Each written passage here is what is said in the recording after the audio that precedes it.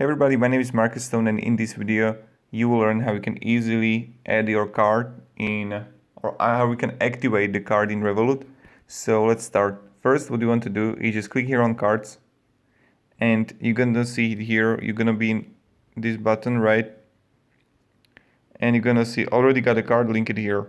Yes. And all you have to do is just write the number on your card and just link the card here. That's like pretty much it.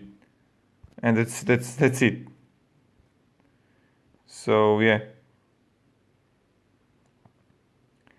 And also don't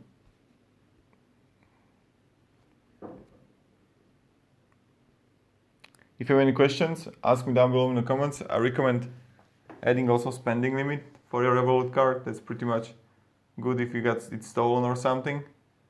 So yeah. Thank you. Have a great day and see ya. Goodbye.